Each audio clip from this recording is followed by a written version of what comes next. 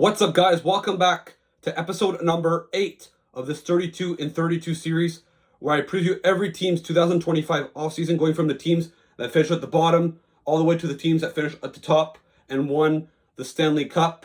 The last episode I did was on the Buffalo Sabres, and now today's episode is on the Anaheim Ducks. So the last time the Anaheim Ducks made the playoffs was back in 2018, where they got swept in the first round by the San Jose Sharks. But they've been rebuilding ever since, and even rebranded back to the old Mighty Duck, to the classic Mighty Ducks logo. So yeah, it's been quite a while.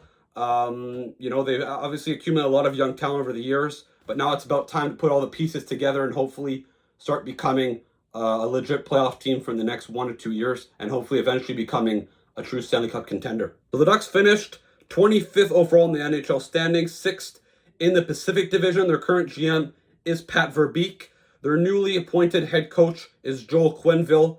So obviously there was a lot of controversy with that hiring, but I think that he could be a good hiring, and hopefully a guy that has experience, that already got a young Chicago Blackhawks team to greatness, and hopefully is able to do the same thing in Anaheim. They finished with 80 points in 82 games, which is a big step from what they did, I think, last year, where they got like 64 points or something like that. So, a positive step in the right direction. However, unfortunately, their offense was 30th overall, only scoring 2.65 goals per game. And with the amount of talent that's on this team, you would think they'd be able to score more. Obviously, I think under Greg Cronin, it was more defensive style, more focused around winning than actually developing these young players, their offensive game. So I think that affected a bit their offense. But I do think that next year they should get a step and be closer to the 3 goals per game mark. Their goals against average was, also near the bottom, around 22nd in the league. Their power play was last 11.8%. So again, it's not normal for a team that has all this young talent to be this bad offensively. Their penalty call also was near the bottom of the league at 27th. And their expected goals percentage at 5-on-5, despite being relatively competitive this season with 80 points, 30th overall. So you can understand that it was mainly the goaltenders, Lucas Dostal and John Gibson, that really propelled this team forward. And we'll get to that in a moment. Their top 5 scorers, Troy Terry finished first on the team with 55 points only in 77 games. So it's not surprising when you look at their team stats there that their leading scorer only has 55 points. McTavish second on the team with 52 points. Vetrano with 45. Carlson with 45 also. And Cutter Gauthier with 44 as a rookie. So obviously 4 of those 5 guys, 3 out of those 5 guys are like really young players. And Troy Terry, I think, could fit part of their core. But like I said, it's not normal for a team that their leading scorer has 55 points. And like I said, the goaltending, Lucas Dostal, 903 save percentage, doesn't sound that much. However, he did steal a lot of games this year. His goal save by expected was very, very good. And John Gibson, 912 save percentage, having a solid bounce back season compared to the last couple years, but he only played 29 games, so maybe that's a sweet spot for him. However, I do still think that Gibson can still be a number 1 goalie in the National Hockey League. But in Anaheim, maybe with Dostal's emergence, they might consider trading him finally this summer.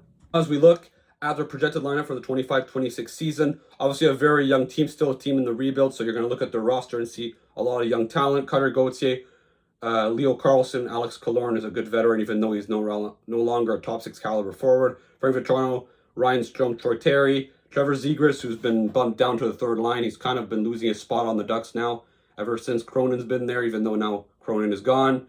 McTavish, Colangelo, and then Lundestrom with Wash, and then Leeson. Once again, a lot of guys here are, expendable. And then after that, on defense, Jackson Lacombe really emerged as, their number 1 defenseman this year. Radko Gudas, Pavel Mintyukov, Jacob Trouba, they got midseason. Olin Zellweger, Drew Hellison, and then a net, Lucas Dostal, John Gibson. So obviously the Ducks, they have some big holes. They have a lot of young players. They need a bit more veterans to help guide this team forward. They do have a lot of cap space, nearly $39 million in cap space. So obviously they can spend a lot if they want to, because like I said, with all this cap space, it'll be possible. However, even though they have a lot of cap space, they do have a lot of guys to sign.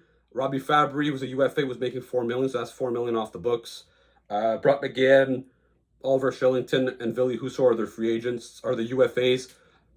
I could maybe see them bringing back Fabry, but I think the rest here are most likely going to be gone, and they're going to want to give some spots to young guys or bring in other better free agents. Their RFAs, Wash, I believe it was a college signing, I believe. I might be mistaken. Lundestrom, Leeson, McTavish obviously is a big name RFA. I think that they're going to find a way to re-sign him. Drew Hellison on defense, and then obviously Lucas Dostal is going to get a solid raise after emerging as the team's starting goalie. So I think not only McTavish and Dostal should take up I would say maybe a 20 million overall, or maybe a 15 million overall of that 39. So I think that they're still going to have roughly 20-25 million to spend in free agency if they want to. Basically, a team that's been rebuilding for what, 7 or 8 years now, their prospect pool is loaded, and that's exactly the case. Beckett Seneca, the 3rd overall pick from last year's draft, I think after dominating junior, I don't think he has nothing left to prove there. He's going to be probably playing games. He's probably going to be a regular on that team next year.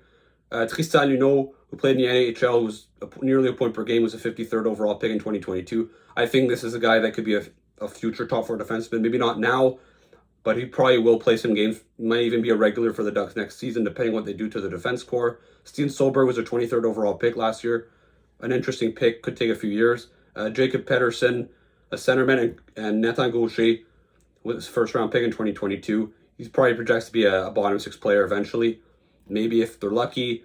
Their pick cupboard is still solid. They also have the 10th overall pick this year, so I think that the Ducks' main focus, we'll see what they're doing. I could see them trading if they want to really get an impact player that can help them right now, but another 10th overall pick ain't going to hurt this team down the road. Look at their needs for the summer and long term. Obviously, when you look at their defense core, Radko Gudas and Jacob Trouba are your top 2 right-handed defensemen. Not ideal. Those are both guys that should probably be on your 3rd pair. I think they could really boost that right now and get a guy that can play quality minutes to help insulate their young defensemen. I think another top 6 forward for a team that finished 30th in the league offensively and 32nd on the power play. I don't think that would hurt at all to add another top 6 player, a guy that's a veteran, a guy that's probably better than, for example, Alex Killorn on that top line. That wouldn't hurt. That would help a lot. And more experience, obviously, whether it's on defense and up front. I think getting some veterans that can bring some leadership and help guide these young guys is going to be very important. When you look at their long-term needs, I think a franchise defenseman, Mintyukov, Lacombe, Zellweger, they're all very good young defensemen. I don't know if there's any that I can say he's a future top 10, top 15 defenseman in the NHL, and that's what contenders need to win the Stanley Cup. So I think that for the Ducks, that's going to be a focus that they're going to have to, something that they're going to have to look at over the next few years. And more elite talent, obviously. They're still in a rebuild. They still need more talent, but I think that it's really that defenseman that they really need because they have everything down the road to become a contender. They have that goalie, I think, with Dostal.